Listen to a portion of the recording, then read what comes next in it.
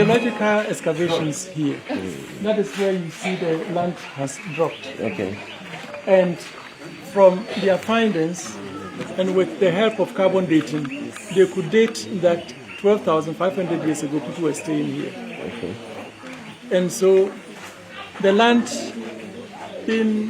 for my family, I decided to work on it. And being an artist, I decided to work on it, depict the life at that time in the cave so that everybody can see how it was.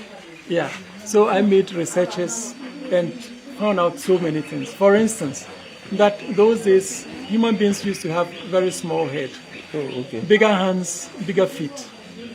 The explanation could be and can be that because they use their hands and their feet so much.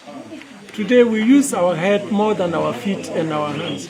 So the feet and the hands are underdeveloping. So upon that, I built the statues. I did them myself. Okay. They are made out of cement, water, and sand.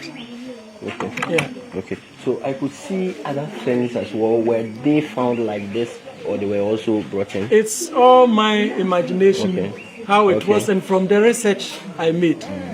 Yeah. As I said, metal was not around. So they couldn't farm, they could only hunt and pick fruits. You see the snails. They collected fruits, they collected snails, and all this. So that is how I thought they were living. Okay. Yeah. And so you can see the man behind at the far end. He is cracking stones to make tools. Some of the stone age tools, like the knives and so on. I have this man as the head of the family. Okay. You seem idle. Yeah, so he is taking care, he sits there and gives commands. Okay. There is a woman feeding the daughter, have some fruits near him. You can see a huge collection of snails. When they did the excavations, there was a lot of snail shell deposits. Oh, okay. Yes, so it tells me they ate a lot of snails. Okay. And yeah, they are scooping the skin, the flesh from the skin to make some warm clothes or whatever. And here used to be, in the rainy season we have a stream running here. So that lady is using the water as a mirror to squeeze the pimple, because they also have pimples. Oh, okay. So here you see the 3 men. That is another way they used to fire. Okay. They lighted fire? Light fire. Okay. Yeah. One will be rubbing, and through the friction, heat stays and then it generates fire. And then one will be blowing it to light it, and another one will be putting some stones, some dry leaves and things on it to make it. Yeah. And behind, you can see them how they used to divide the animals.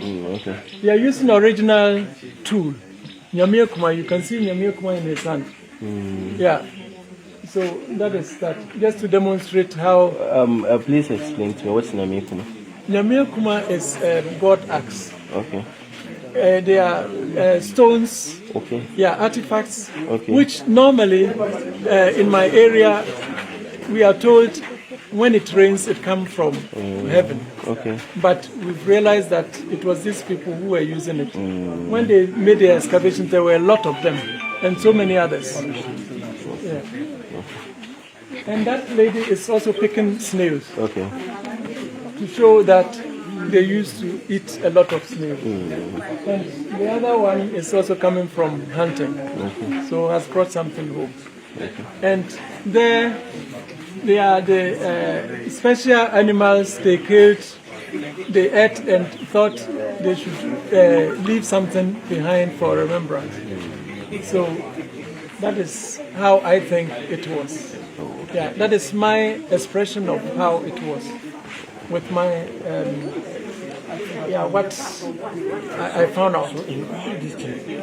Are they changed often, or is it in the same style?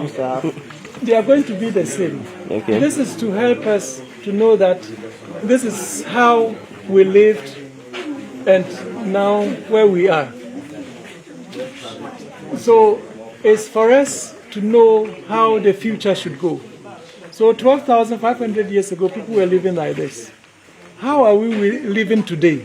And how are we going to live the next generation? Okay. So it's something I feel our youth should know, our children should know how it was, so that we can pave way for the future.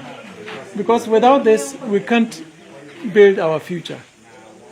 If we know that people use stones to live on, and today we are using light even to cut, you see.